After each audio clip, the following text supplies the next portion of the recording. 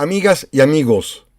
muy buenos días tengan todas y todos ustedes. Y digo muy buenos días porque este programa especial de La historia que quiero vivir se transmite, está disponible a partir del día jueves 15 de mayo a las 7 de la mañana en punto. Esta vez, La historia que quiero vivir adelanta su exposición, transmisión, subida en el canal de YouTube de José Manuel Villalpando al día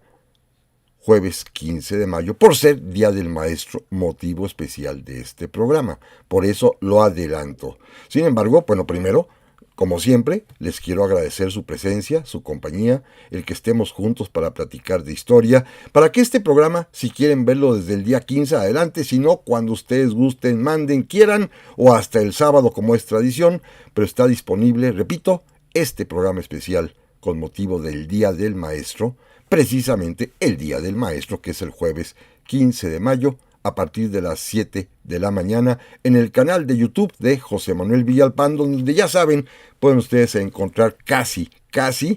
5 centenares, casi 500 emisiones, 500 programas que están a sus órdenes, disponibles para que ustedes los vean, los oigan, los escuchen, cuando gusten y manden. Naturalmente, les reitero como siempre mi agradecimiento por su presencia, por su compañía, por su apoyo, en un canal y en un esfuerzo que, como ustedes bien saben, desde hace años, desde que estaba yo en radio, no se persigue ningún fin económico, monetizado, utilitario, ni nada que no, sino que es simple y sencillamente por el gusto de platicar de historia, de recordar el pasado, de reflexionar con ustedes, ustedes y yo con ustedes, sobre los temas del pasado, de nuestra historia. Naturalmente, les reitero que están a su disposición, como siempre, las vías electrónicas que permiten comunicarnos, bien sea a mi correo villalpandohistoriador@gmail.com, a mi página de Facebook Villalpando en la Historia, o bien en los comentarios que permite este mismo canal de YouTube que está a sus órdenes. Así que, dicho todo lo anterior, amigas y amigos, si les parece bien, vamos a dar inicio al programa especial de hoy. Y sí, se trata de un programa distinto, porque esta vez voy a hablar un poco, y espero me disculpen, diré las razones, de mi propia historia, de mi biografía, llamémosla así pomposamente, de lo que yo he vivido con respecto al Día del Maestro. Una de las profesiones para mí más nobles, más importantes, vitales, trascendentales de la humanidad, y una de las profesiones también, lamentablemente, pues más hechas a un lado, más rebajadas, más lastimadas, siendo que se trata de una actividad fundamental y prioritaria para el desarrollo de todos y todas, niños, niñas, jóvenes, adolescentes, mujeres, hombres. La educación es un asunto de primera necesidad y es una además vocación muy especial, de la cual, sí lo digo y lo repito con gran gusto, yo formo parte de esa legión de maestros y de maestras que este país tiene y que lo hacemos además con un gusto muy especial, con una pasión, con una entrega, porque se trata de educar a las futuras generaciones, de educar a los niños y niñas, a los muchachos, a las muchachas, a los jóvenes estudiantes, para que sean ellos el futuro de México y consigan para esta patria y para la humanidad entera un mundo mucho mejor que el que nosotros recibimos y el que les trasladaremos. El Día del Maestro es para mí una fecha muy importante, ahorita diré por qué, no solamente por el recuerdo y recuento de mis propios maestros, que los voy a ir mencionando en un homenaje que yo quiero darles a ellos para que a través de mis palabras sea también un homenaje a todos y a todas maestros y maestras de este país, sino porque también pues es parte de mi vida, es parte de mi función, es parte de mi vocación fundamental, el dar clase, el enseñar. O intentar hacerlo, por supuesto, ya tengo muchos años en esto, pero sin embargo, pues siempre aprende uno, siempre está uno a la expectativa de ver cómo vienen las nuevas generaciones y siempre pues es un reto enorme. Así que hoy quiero dedicar este programa como un homenaje a las maestras, a los maestros de México, a través de mi propia experiencia, de mis propios recuerdos, de mi propia vivencia como alumno y ya después también como maestro. Voy, eso sí, repito, relatando mi propia existencia, mi biografía, a recordar a aquellos maestros, aquellas maestras que fueron para mí señeros, que me marcaron profundamente a lo largo de mi vida, sobre todo en las épocas escolares, y cuyo legado, cuyo recuerdo, pues lo tengo perfectamente bien tatuado en el alma, grabado en mi mente, inolvidable para mí. Y esto me hace recordar aquella frase fantástica, aquella carta hermosísima que el gran escritor francés Albert Camus le dirigiera a su maestro de primeras letras el día que obtuvo el Premio Nobel de Literatura. Camus fue premio Nobel y después de, por supuesto, avisarle a su familia, le mandó una carta hermosísima a su profesor de primeras letras de educación primaria, agradeciéndole que por él aprendió a leer y a escribir, a desarrollar el pensamiento y que a él, en buena medida, le debía que muchos años después, décadas más tarde, él, convertido ya en un escritor, mereciera el Premio Nobel de Literatura. Este es un homenaje fantástico a los maestros, que por supuesto yo no tengo las alturas de Albert Camus para hacerlo, pero no quiero dejar pasar la oportunidad de recordarlos y agradecerles lo que hicieron por mí, y a través de este recuerdo personal, insisto, es un homenaje a todas y a todos los maestros y maestras de nuestro país. Déjenme comenzar, porque tengo perfecta memoria de ello, de dos de mis maestras en el jardín de niños. Miren, yo estudié lo que podríamos llamar la etapa preescolar en el jardín de niños, o kinder, como le decíamos, del Instituto Anglo-Español de las Madres del Verbo Encarnado, allá en la calle de Sadi Carnot, en la colonia San Rafael, y en donde para mí, al haber ingresado ahí a los 3-4 años de edad, pues fue inolvidable el trato afectuoso, cariñoso, muy educativo, de dos hermanas que eran las profesoras, doña Tere Bayón y doña Emilia Bayón, su hermana, que fueron para mí fundamentales porque me hicieron sentir cómodo en esos días dificilísimos cuando tiene uno que dejar el regazo familiar para ir a la escuela. Tuve dos educadoras, dos profesoras de educación inicial fantásticas, Tere Bayón y Mili Bayón, como le decíamos. Esto sucedería ya en los años de 1900, fíjense ustedes, 62 y 63, hace muchísimo tiempo, más de 60 años por supuesto, cuando ingresé al jardín de niños del Instituto Anglo-Español. Ya después salí el paso a la primaria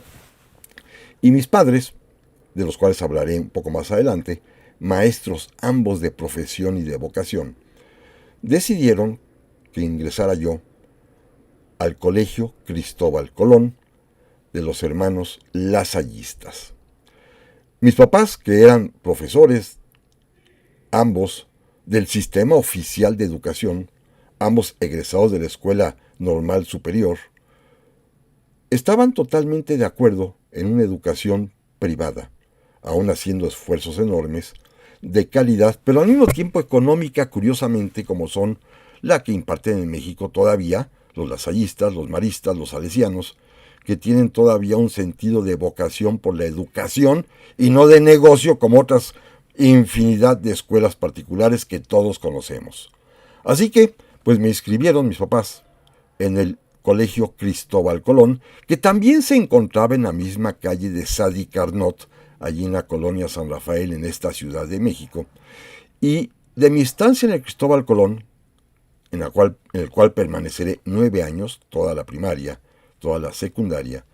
pues tuve la gratísima experiencia y vivencia de contar con maestros de altísima calidad.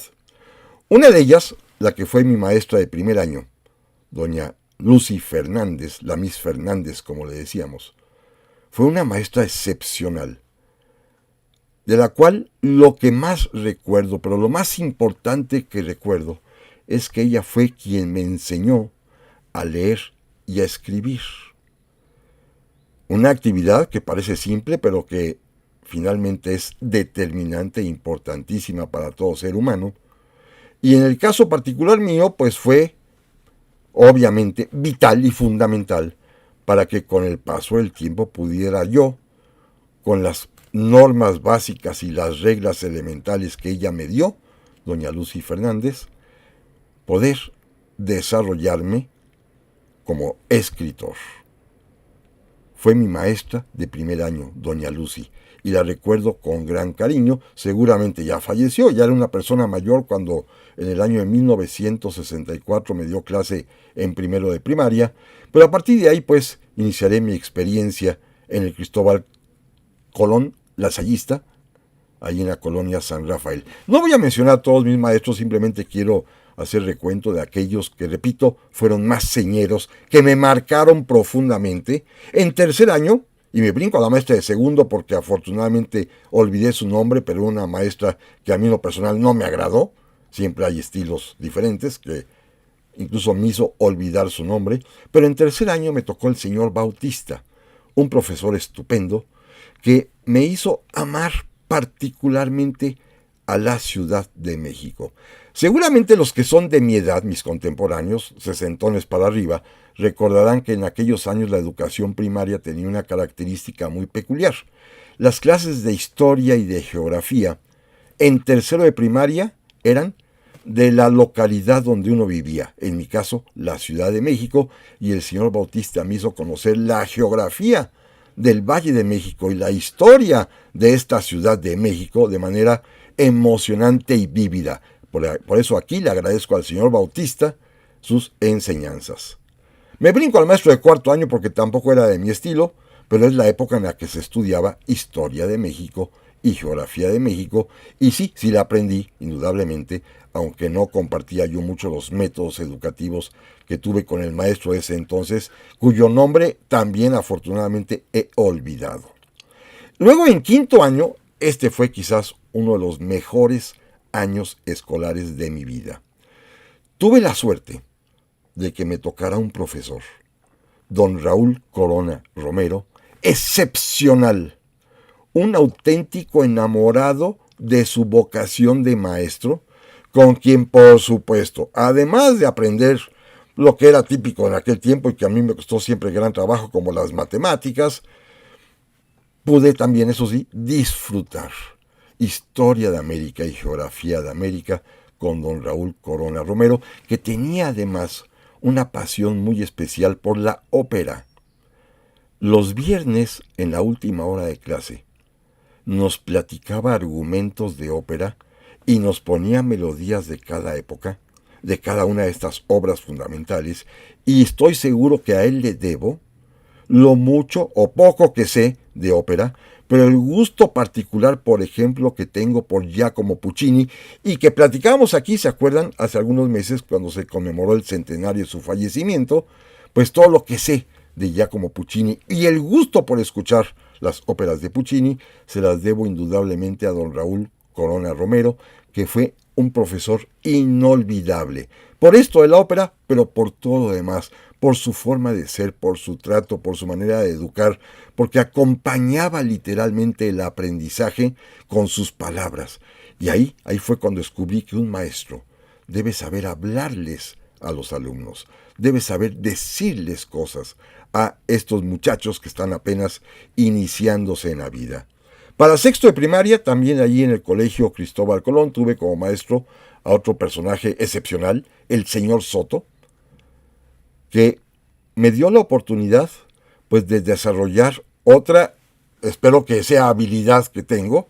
que es la de poder hablar en público. A él le importaba mucho que sus alumnos tuviesen esa capacidad de expresarse ante un auditorio chico o grande, y seguramente algo habrá visto en mí, así espero. Nunca lo volví a ver, no sé de él, pero desde aquí, señor Soto, si me ve, se lo agradezco. Algo vería en mí que me hizo ser maestro de ceremonias en varios eventos escolares,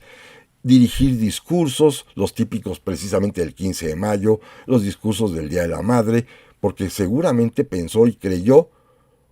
que yo tendría alguna habilidad para poder hablar en público. Así que esto se lo debo indudablemente al señor Soto, mi maestro de sexto de primaria, allá en el colegio Cristóbal Colón. Luego vendría el pase a la educación secundaria, que también, como decía yo al principio, la realicé en el mismo colegio Cristóbal Colón Lasallista. Incluso estaba el plantel de la secundaria en la misma calle, con una cuadra de diferencia, en Sadi Carnot número 13, ahí se encontraba la secundaria de Cristóbal Colón, y ahí mi experiencia es inolvidable por varias razones. Primero, tuve 2 o 3 maestros de altísima calidad, de estos que emocionaban con sus palabras, de estos que sabían guiar, como por ejemplo don Roberto Mondragón, que fue mi profesor titular en primero de secundaria, que nos daba matemáticas, pero también nos daba historia, nos daba geografía, nos daba civismo. Era un personaje que sabía de todo y lo hacía siempre con una especie de elegancia natural que a mí me tenía impactado. De mi maestro de segundo de secundaria, el titular, pues no tengo muchos recuerdos. Además fue un año para mí difícil porque me dio hepatitis y estuve varios meses en mi casa encerrado. El propio maestro, don Víctor Hernández, iba a mi casa a darme clases de lo más esencial, de matemáticas sobre todo, que era la parte para mí siempre más difícil, lo confieso. Pero en tercer año sí me tocó un hermano lasallista, era la primera vez que me daba clase un lasallista directamente, un hermano de las escuelas cristianas, don Carlos Alveano. Maravilloso, excepcional, con esa vocación que se le notaba y que se le veía a leguas, porque tenía gusto y pasión por enseñar. Pero déjenme decirles lo más importante para mí en la secundaria. Tuve un maestro los 3 años, mi maestro de música. No sé nada de música, insisto, no sé tocar un instrumento, pero el maestro de música que nos enseñaba sobre todo canto, que nos enseñaba a tocar instrumentos que nunca aprendí, era un personaje maravilloso, el maestro Peralta. Él formaba parte del coro de Bellas Artes y dedicaba las horas que tenía libres para ir a dar clase de música en el Cristóbal Colón. Nos hacía a todos formar parte del coro, todo lo que se hace en las escuelas, tocar la flauta como todo mundo, pero particularmente tenía una virtud a mi juicio. Todas sus clases semanarias, que era una vez a la semana, en todas, utilizaba algunos minutos para motivar la lectura. Fíjense, el maestro de música se encargaba de promover que los alumnos leyeran. Y gracias al maestro Peralta, nunca canté, nunca aprendí a tocar la flauta, pero sin embargo él me hizo conocer, por ejemplo, 3 libros esenciales de mi vida, que desde entonces cuando él los recomendó, por supuesto corrí a comprarlos, los leí y los he releído decenas de veces en toda mi existencia. Fíjense lo interesante, es el maestro de música el que ocupaba unos minutos de su clase antes de ponernos a cantar el himno nacional o la marsellesa o lo que fuera, para platicarnos de libros, con unas palabras que estimulaban, por lo menos a mí, la imaginación y se me desbordaba el espíritu. Y como la clase era los viernes, los sábados le pedía permiso a mi papá y me iba yo al centro, a veces a Porrúa, a veces a la librería de cristal, aquella que se encontraba en la pérgola de la Alameda, a veces en la librería del sótano que ya desapareció, para comprar los libros que el maestro Peralta recomendaba. Tres de ellos han sido, repito, fundamentales en mi vida y los 3 escuché su argumento motivador de los labios de mi maestro Peralta. Uno, por supuesto, por él descubrí a Stefan Zweig,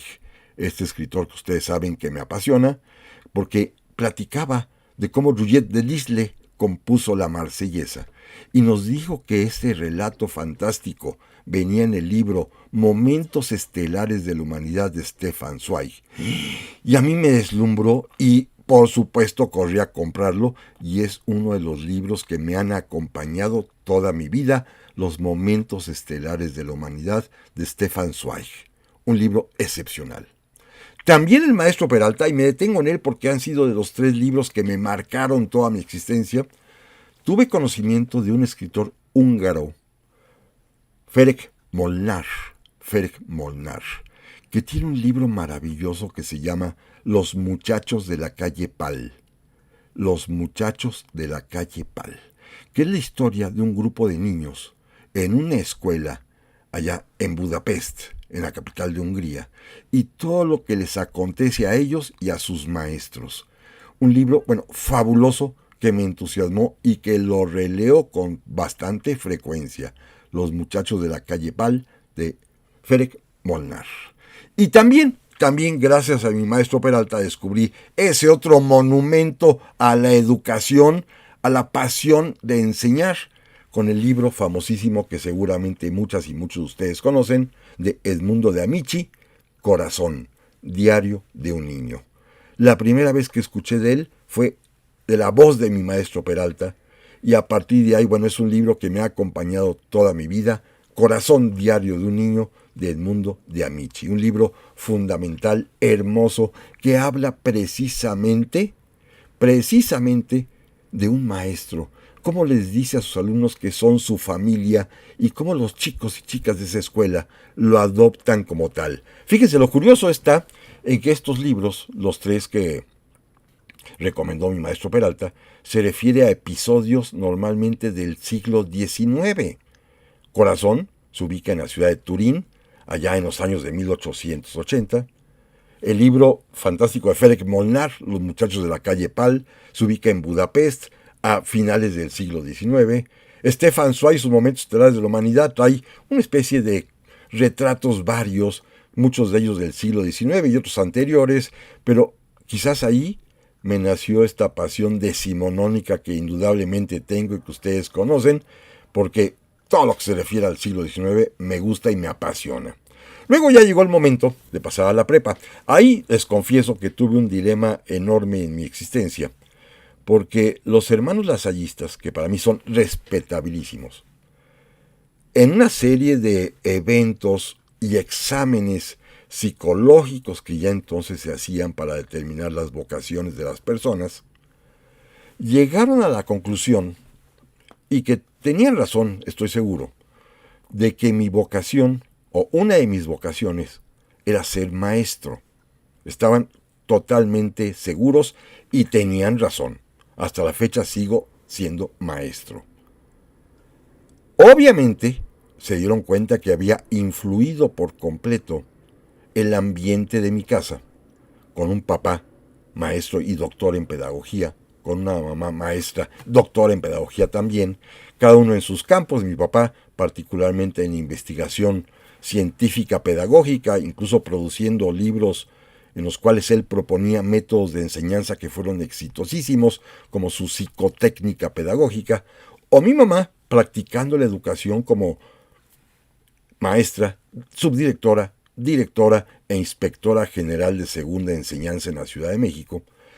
Entonces los hermanos Lasallista, y aparte eran hermanos,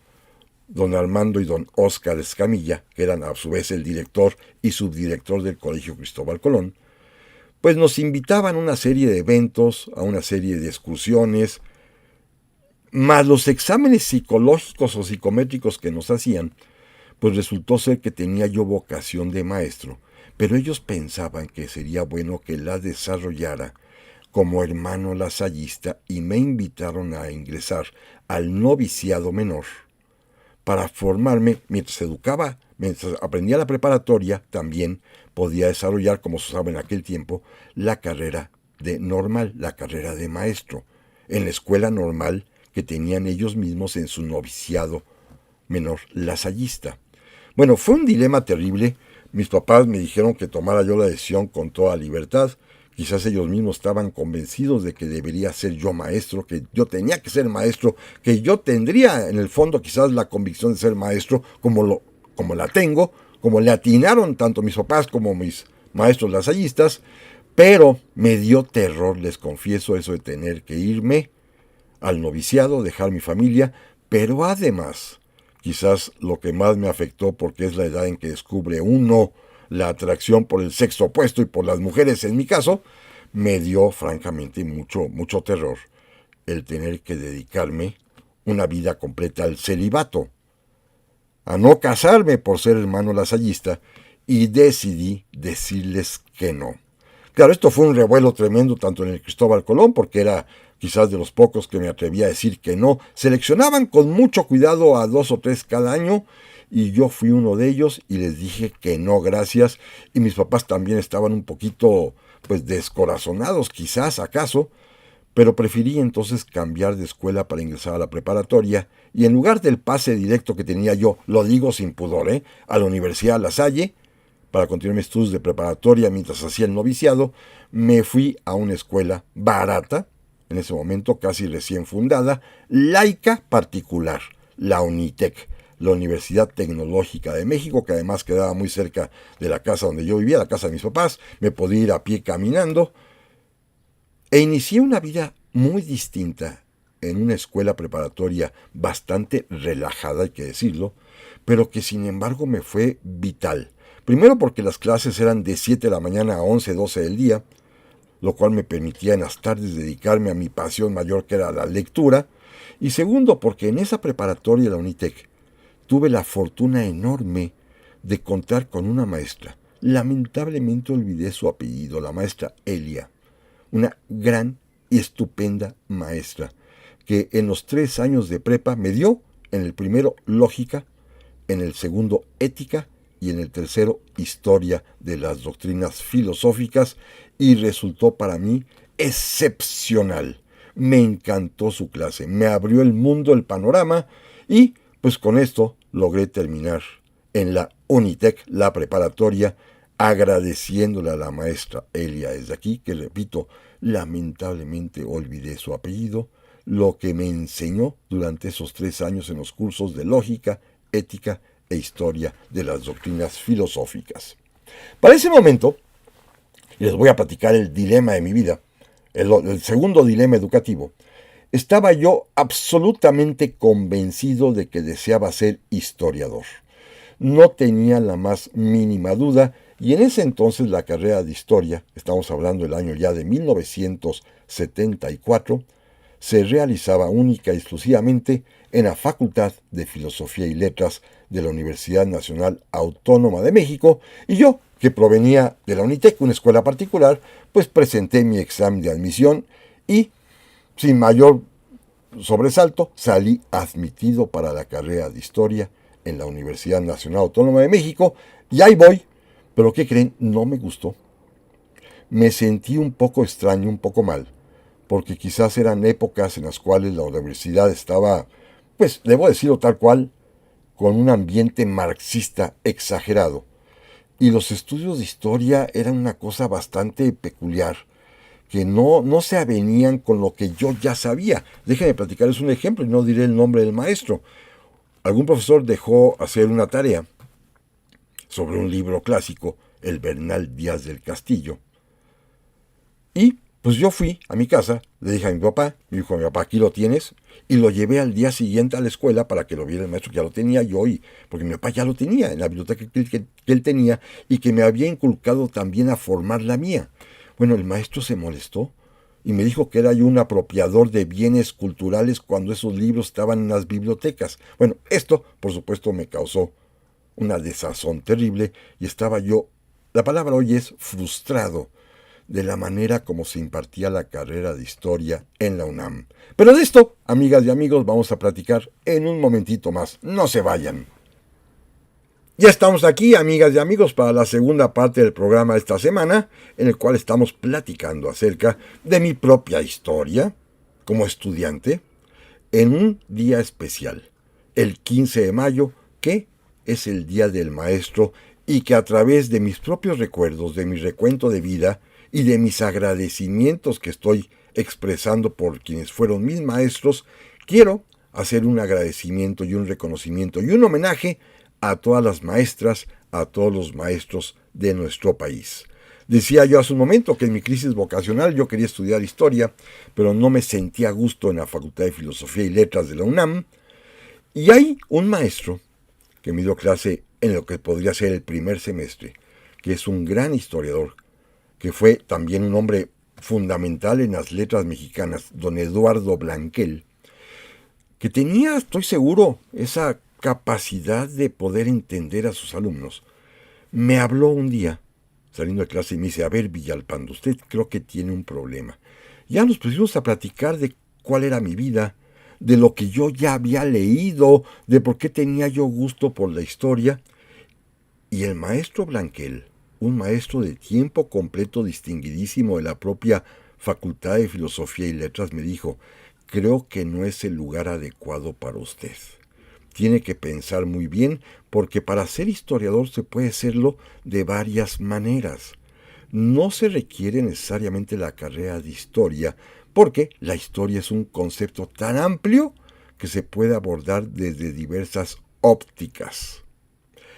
Otro maestro, no mío, pero de la facultad, que era amigo de mi papá, el doctor Miguel Bueno, que también estaba enterado de mis cuitas y de mis angustias, me dijo que a lo mejor lo más conveniente era que estudiara yo mejor filosofía en la propia facultad, y eso me permitiría también dedicarle a la historia. Pero sin embargo, la opinión decisiva, gracias también primero a don Eduardo Blanquel, que me hizo el favor de conectar, don Miguel Bueno, que era su amigo, y mi papá, que también era muy conocido de este personaje que voy a mencionar, pude entrevistarme con el gran historiador mexicano, el mejor del siglo XX, don Edmundo O'Gorman, también profesor de la Facultad de Filosofía y Letras, doctor en historia, pero abogado de origen, egresado de la Escuela Libre de Derecho. Y cuando platiqué con él y le expliqué todos mis sufrimientos y angustias y mis dudas, me dijo: mire, joven Villalpando, me queda claro que usted es un apasionado de la historia, pero antes de ser historiador, sea usted mejor abogado. Y pronto y rapidísimo sacó una tarjetita personal suya, anotó unas cosas y me dijo: vaya usted a mi escuela, la Escuela Libre de Derecho, pregunte por el rector, cuyo nombre me apuntó allí, en ese momento don Francisco García Jimeno, se entrevista y lo van a admitir como alumno, estudie Derecho y dedíquese a la historia. Para mí fue sorprendente y revelador lo que me dijo, pero sí me acerqué a la Escuela Libre de Derecho. No pude ver al rector, que pues no, ni caso me hizo, un chamaco cualquiera, pero me entrevisté con el secretario, don Pedro Barrera, me admitieron, ingresé a la Escuela Libre de Derecho, me enamoré de esa escuela en la cual sigo trabajando y dando clases hasta el día de hoy, ahí me quedé por siempre, pero además tenía razón don Edmundo, la formación de abogado, que lo soy sin haber practicado nunca esta profesión, me ha dado todo el andamiaje intelectual necesario para poder dedicarme a la historia de divulgación, que es lo que hago. Bueno, en la Libre fui feliz, soy feliz hasta el día de hoy, y pues debo decirles que tuve grandes, enormes maestros, todos ellos con una convicción, la que es precisamente la nota distintiva de la Escuela Libre de Derecho, que los maestros dan clases sin cobrar un centavo, y no faltan jamás, y acumulan años. Por ejemplo, yo, que no cobro un centavo por dar clase en Escuela Libre de Derecho, estoy ya cumpliendo 40 años de profesor. Bueno, tenemos profesores, como lo fue mi queridísimo maestro ya fallecido, don Francisco de Icaza, que alcanzó 59 años de servicios desinteresados, honorarios y gratuitos. Así que llegué a la Escuela Libre de Derecho, me enamoré de la escuela, y desde aquí les agradezco a mis profesores, a los más representativos, los que me marcaron la vida. Por ejemplo, en primer año, mi maestro Narciso Pérez Lara, el personaje que me dio introducción al estudio del derecho, inolvidable. También mi maestro, porque así les digo hasta el día de hoy a los que viven, así les hablo, mi maestro, don José Mario de la Garza, que me dio el primer curso de Derecho Civil, fundamental para entender las cuestiones de las personas, las familias, los bienes, y sobre todo, en primer año, mi maestro, el cual me honro en decirle cada vez que hablo con él, mi maestro, don Luis Pasos de la Torre, que me dio la materia de economía política, que me enseñó economía y que me ha servido además también de ejemplo de vida, porque se dedica de manera desinteresada y gratuita a enseñar, pero además escribe y escribe y escribe y publica y publica y publica libros, lo cual para mí pues es un modelo de vida, y desde aquí le agradezco, que sé que me ve y me escucha, a mi maestro Luis Pasos de la Torre. En segundo año me tocó toda una experiencia. Voy a no únicamente a referir a un maestro porque fue un año para mí muy complejo, muy difícil. Era un año además de estudio técnico del derecho, y un gran maestro, don Francisco García Jimeno. Fíjense lo que voy a decir. Don Francisco García Jimeno, que me da la materia de obligaciones, me hizo el enorme favor de reprobarme. Con lo cual me obligué a estudiar y a presentar nuevamente al año siguiente con él la materia y aprobar, con lo que equivale a un 10, que en la libre decimos 3 superiores. Pero gracias a don Francisco García Jimeno, que me hizo ver cómo debe estudiarse, la disciplina, la responsabilidad, la voluntad personal de estudiar, de dedicarle horas y más horas. Él me dijo alguna vez una frase fabulosa que tiene que ver, por ejemplo, con los sacerdotes de la orden dominica, que son monjes, que hacen el voto, por supuesto, de clausura, que hacen el voto de obediencia, de castidad, de pobreza, pero los dominicos hacen un cuarto voto, el de estudiar 4 horas diarias. Esta máxima la aprendí de mi maestro Francisco García Jimeno, que, repito, me dio la lección enorme de reprobarme, pero después, una vez que yo apliqué mi voluntad de aprobar con éxito total su materia. En tercer año fue fantástico porque tengo 2 de los maestros más grandes de mi vida. Uno ya falleció, don Manuel Lizardi Albarrán, que me dio la clase de Derecho Mercantil, de quien, fíjense, apenas pasé con la calificación mínima aprobatoria, pero a lo largo de la existencia, a partir de ahí, me convertí en su amigo. Que él me considerara su amigo fue maravilloso. Era un hombre ya muy mayor y pues me adoptó como una especie de joven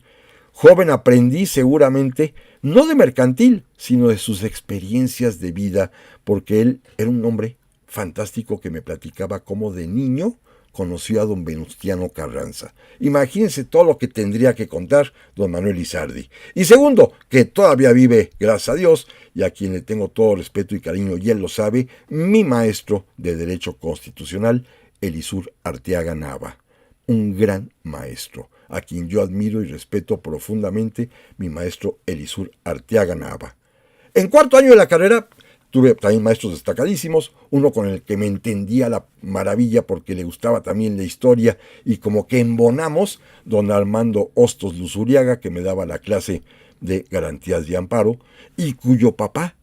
su papá, había estado también con el presidente Carranza en los días de Tlaxcalaltongo cuando es asesinado. Bueno, eso nos hacía platicar cosa y media maravillosamente durante toda su vida, aún después de que fue mi maestro, más bien después de que fue mi maestro, y entonces aprendí mucho más de él. También tuve la fortuna de tener un gran maestro de Historia General del Derecho, ya fallecido, don Íñigo Laviada, que era un hombre que se deleitaba hablando de Roma y del derecho romano de una manera, bueno, espectacular. Y mi gran maestro de Derecho Administrativo y de muchas cosas más en la vida, don Fauzi Hamdan Ahmad, que todavía vive, que él sabe, le tengo un cariño y un respeto y un agradecimiento enorme, porque él fue, en cuanto yo me recibí, en cuanto ya estaba yo listo, quien me invitó a trabajar en la propia Escuela Libre de Derecho, en el área de investigación. Hoy sigo en el área académica, pero además también el que promovió que pudiera yo quedarme ahí toda mi vida como lo he realizado. Y en quinto año simplemente mencionaré a 2. Uno, que todavía vive, mi querido maestro don Javier Arce Cervantes, que me enseñó algo vital en la vida, finanzas y economía, contabilidad y cuestiones personales económicas. Bueno, gracias a él, más o menos entiendo lo que es un balance y sé cuándo debe uno y cuándo no debe uno y qué gastar y qué no gastar para las cuentas personales. Don Javier Arce, que me dio estos rudimentos de finanzas. Pero sobre todo, mi gran maestro, de quien ya he hablado en varias ocasiones, que falleció lamentablemente el año pasado, don Francisco de Icaza Dufour, mi maestro de Historia del Derecho de México, a quien le debo no solamente sus enseñanzas, sino de haber postulado mi nombre para ser también yo profesor de la misma materia en la Escuela Libre de Derecho. Mi maestro Francisco de Icaza Dufour, a quien le debo, en buena medida, lo que soy. El ser maestro de historia en Escuela Libre de Derecho y, pues, un apasionado además también a todo lo que tiene que ver con el mundo cultural hispánico. Se lo debo precisamente a don Francisco de Icaza Dufour. Luego, más adelante, ya para no detenerme mucho, más adelante también hice ya estudios de nueva cuenta en la Universidad Nacional Autónoma de México, pero ahora ya para ser maestro, obtener la maestría en historia. Ya regresé con otro tipo de experiencia a la propia universidad y tuve 3 maestros fabulosos. Don Álvaro Matute, un gran experto, además también, en la época revolucionaria, un hombre sencillo, un hombre de veras que facilitaba la enseñanza, un hombre que además literalmente daba la mano a los estudiantes para que comenzaran a crecer, y a él le debo el que me permitiera por primera vez en mi vida publicar un ensayo en una revista especializada de la universidad, que se lo dediqué a otro de mis maestros de vida, José Fuentes Mares, de quien hablaré en un momento más. También tuve una gran maestra, enorme maestra, la doctora Beatriz Ruiz Gaitán, a quien desde aquí la saludo, que me abrió el mundo para poder estudiar las cuestiones sobre todo del siglo XVI. La conquista, la evangelización, todo lo que aprendí con ella son mis rudimentos que me han servido hasta la fecha para poder, como lo han visto a lo largo de estos programas, dedicarme a hablar de lo que ocurrió en México hace 500 o 400 años. Bueno, los rudimentos fundamentales de aquellos tiempos los aprendí, los abrevé de doña Beatriz Ruiz Gaitán. Y luego tuve un tercer profesor espléndido. Él era un refugiado español que llegó a México en la época de la Guerra Civil allá en España. Había sido republicano, era maestro. Aquí realizó sus estudios de historia y se doctoró en historia. Don Juan Ortega y Medina, español castizo, que había sido capitán de artillería en la Guerra Civil y que aquí enseñaba historia. Y fue magnífico. Gracias a él aprendí, por sus libros y por sus enseñanzas, toda esta cuestión que también aquí hemos tratado de la compleja relación entre México y Estados Unidos, el destino manifiesto, pero sobre todo sus remotos antecedentes que tienen que ver con la Iglesia Anglicana en Inglaterra y con la España católica en los tiempos del siglo XVI, cuando allá, la reina Isabel se enfrenta a su enemigo, el rey Felipe II de España, y esta contienda, este debate, estos enfrentamientos, hasta el día de hoy en forma cultural, persisten al día de hoy, hasta con Donald Trump y nuestro México, como ya lo hemos comentado. Y sí, con don Juan Ortega y Medina, con doña Beatriz Ruiz Gaitán y con don Álvaro Matute, tuve este gratísimo momento de estudiar la maestría en historia ya en la UNAM. Ahora bien, déjenme pasar a otro capítulo distinto, que son lo que podríamos llamar mis maestros de vida, que ellos sin saberlo, o cuando se los digo lo niegan, porque no tienen esa aspiración, son en realidad quienes han formado mi profesión de historiador, divulgador, de promotor de los estudios históricos, de difusor de la historia en general.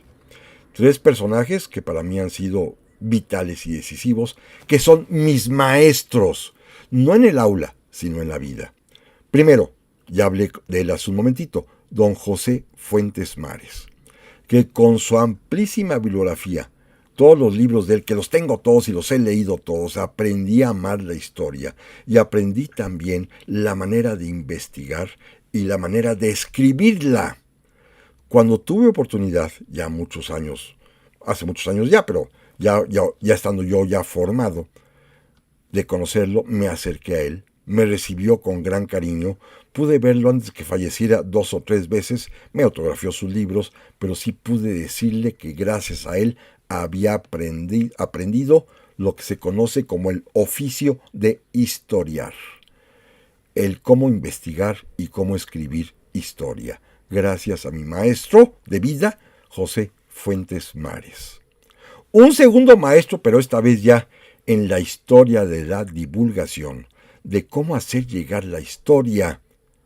de manera masiva, si ustedes quieren. No para eruditos, sino para la gente común y corriente como yo mismo. Lo que yo quisiera oír, lo que yo quisiera saber,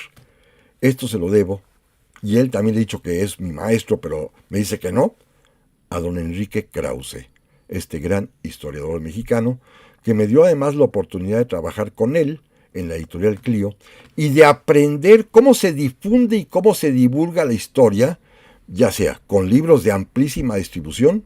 pero también a través de las teleseries históricas. Ya he platicado que Enrique Krause me dio la gran oportunidad de ser guionista, investigador y además también el que armó un par de teleseries históricas. Una, la biografía de Porfirio Díaz, El vuelo del águila, y el otro, la guerra de independencia a través de la antorcha encendida. Estas oportunidades de aprender cómo difundir el pasado las aprendí, por supuesto, de Enrique Krause. Y el propio Enrique Krause, como lo he comentado, cuando decidió dejar la radio para dedicarse únicamente a la televisión, me dio la oportunidad de sustituirlo en Monitor, en donde desde 1993 empecé mis andanzas en la radio y ahora que continúo aquí, por supuesto con ustedes, hace ya pues 32 años, pero donde aprendí el oficio de la comunicación verbal en medios de comunicación gracias a otro personaje excepcional, José Gutiérrez Vivó. A José Gutiérrez Vivó le debo el haberme podido formar y desarrollar en los medios públicos como un difusor o divulgador de la historia. Así que estos son mis tres grandes maestros de vida fuera de las aulas. Y lo repito con mucho gusto y orgullo: José Fuentes Mares, Enrique Krause y José Gutiérrez Vivó. Pero ahora debo pasar a los personajes quizás decisivos de mi existencia como maestro. Los que me enseñaron a ser maestro, quienes además tuvieron confianza en mi propia vocación, que me estimularon a dedicarme a la enseñanza. Primero, mis padres, los dos. Yo sé que los papás siempre son maestros de vida. Bueno, aparto esa sección que todo el mundo vivimos de nuestros padres, para hablar precisamente de mis padres maestros. José Manuel Villalpando Nava, mi papá, y Margarita César Sánchez, mi mamá. Los dos maestros de profesión. Inclusive, mi papá fue maestro de mi mamá y a partir de ahí se enamoraron una vez que fue su alumna. Cuando mi mamá acabó su carrera de normal superior, se casaron y de ahí vendré yo y mis hermanos posteriormente. Pero los dos son maestros de profesión. Mi papá, como lo decía yo hace un rato, se dedicó 100%, primero, a sus clases de lógica, ética e historia de las doctrinas filosóficas, en la preparatoria número 9 de la Universidad Nacional Autónoma de México, pero después el resto del día a sus clases en la maestría y en el doctorado del Colegio de Pedagogía en UNAM, donde él mismo obtuvo su doctorado, que fue el primero que se dio en México en la especialidad de pedagogía. Mi papá quizás tenía esa vocación innata de ser maestro, pero además escribió muchísimos libros, pero sobre todo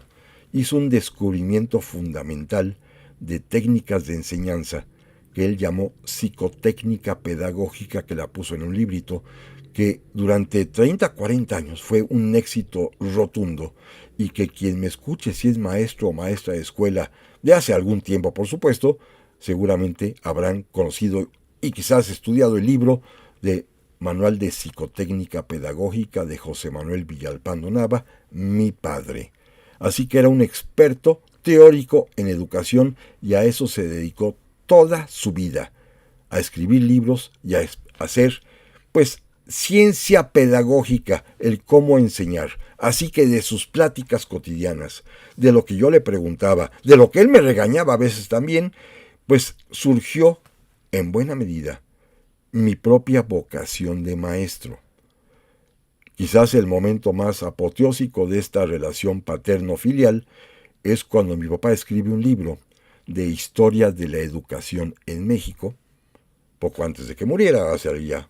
casi 15 años de esto, y cuando termina su libro me pide a mí, su hijo, que le escriba el prólogo, la presentación. Bueno, este es un honor inusitado, que un hijo escriba la presentación del libro de su padre. Y de veras tuve el orgullo enorme de hacerlo y allí escribir con humildad que mi papá era mi mejor y más grande maestro de vida. Y maestro de vida voy a decir por qué. Cuando tuve la osadía de escribir mi primer libro, y digo osadía porque tenía yo 23 años de edad, el libro que se llama El Panteón de San Fernando, muy orgulloso, fui y se lo enseñé a mi papá. Y digo, papá, mira, mi primer libro. Y él, en lugar de felicitarme, fíjense qué lección me dio. Ah, qué bueno, hijo, pero te voy a hacer una advertencia. No te vayas a quedar como autor de un solo libro, porque no hay nada más mediocre que nada más escribir un libro en la vida. Si vas a escribir, escribes siempre. Hoy debo decir que mi papá estaría orgulloso porque ya rebasé el número de libros escritos a los de él. Él nada más se quedó en 30 y tantos, yo ya llevo 40 y tantos. Le gané. Pero ese sería el motivo de orgullo para mi papá, pero para mí es un pretexto para agradecerle esa gran lección. Hay que perseverar, en este caso, en la escritura y además también en la vocación de maestro. Mi papá, un gran maestro, un teórico de la educación consumado en México, y en cambio mi mamá, también maestra, ella fue mucho más práctica. Se dedicó toda su vida a la enseñanza en escuelas secundarias oficiales y además también tuvo la enorme virtud de ascender, dedicándose a estudiar y a trabajar directamente con los alumnos y con los maestros, pasar de maestra a subdirectora de una secundaria, luego a directora de una secundaria, luego a inspectora de zona, para terminar finalmente como inspectora general de enseñanza media de la Ciudad de México hace bastantes años, porque mi mamá también ya murió hace mucho tiempo. Bueno, mi mamá fue una maestra práctica. Mi papá y mi mamá fueron decisivos en mi vida, no solamente como padres, eso lo dejo por descontado y por sabido, sino porque en algún momento de mi existencia, cuando estaba yo en tercer año de la carrera en la Escuela Libre de Derecho, sabiendo que yo quería ser historiador y no abogado, ellos estaban medio preocupados de cuál sería mi futuro profesional con estas ideas que yo tenía. Dedicarme a la historia, sí, pero siendo abogado, sí, pero entonces ¿de qué iba yo a vivir o a trabajar? Y entonces a mis papás se les ocurrió, seguramente conociéndome, seguramente sabiendo de mis, aptitudes, supongo, de mi vocación, supongo que ellos lo habrán analizado bien, quizás también contrastando con aquel informe que presentaron los lasallistas que yo tenía quizá la vocación de ser maestro. Mis papás me tendieron una trampa maravillosa y me enviaron literalmente a pedir trabajo en la propia Secretaría de Educación Pública, en la Dirección General de Secundarias, y a presentar un examen de admisión para ser maestro de historia en secundaria. Y pasé y me convertí, por mis papás que casi me obligaron, en maestro de secundaria allá. En el año de 1979 y 80 fui 2 años maestro de secundaria en la materia de historia y civismo y geografía, que se llamaba conjuntamente Ciencias Sociales, en la escuela secundaria recién fundada en ese año, número 218. Ahí fui a dar 2 años, mis primeros 2 años como maestro, en una experiencia maravillosa. La primera vez que tuve que enfrentarme a un grupo para aprender inclusive a tratar a los muchachos y a las muchachas. Tuve una ayuda fabulosa, una maestra excepcional, la directora de esa escuela recién nombrada también, ya fallecida, doña Lourdes Rodríguez, la maestra Lourdes, que fue decisiva en mi vida porque me enseñó a dar clase a los muchachos ya en vivo, teniéndolos frente a mí en el grupo. La maestra Lourdes Rodríguez, que repito, ya falleció, pero desde aquí también le envío un enorme agradecimiento y un recuerdo gratísimo por todo lo que hizo por mí. Y luego llegó el momento en que, gracias a mi maestro Francisco de Icaza, cuando se abrió una vacante, se abrió un grupo nuevo en la Escuela Libre de Derecho en 5º año, me propuso para ser profesor de Historia del Derecho Patrio allá en el año de 1985. Hace ya 40 años, presenté el concurso de oposición, era otro contrincante yo, lo gané creo que de manera muy sencilla porque para entonces ya tenía hasta un libro escrito, y a partir de entonces, hace 40 años, soy profesor de Historia del Derecho en México en mi escuela, la Escuela Libre de Derecho. Los primeros años sí son difíciles como profesor. Aquí debo también agradecer las enseñanzas, el apoyo, el afecto de mi maestro de casa, pero sobre todo de mi queridísimo y gran amigo Jaime del Arenal Fenocchio, de quien aprendí las técnicas, las tácticas, los métodos para enseñar a jóvenes de 20 años de edad que quieren ser abogados, pero que necesitan en su bagaje cultural conocer la historia del derecho en México, porque este es el país en el que van a ejercer sus conocimientos y es una materia que me apasiona, que repito, durante ya 40 años he tenido el altísimo honor de formar a 40 generaciones de abogados, enseñándoles historia del derecho en México, lo poquito que puedo hacer, pero que finalmente es el cúmulo de experiencias de una vida dedicada a esto, como lo han visto ustedes a lo largo de este programa, dedicado, repito, a agradecer, a reconocer a los maestros y maestras de México a través de mi experiencia personal con mis maestras y mis maestros, a quienes debo todo lo que soy, desde mis padres hasta todos los que hemos recorrido. Los maestros y maestras de mi vida, gracias. Amigas y amigos, nos vemos aquí, si Dios lo permite, la próxima semana.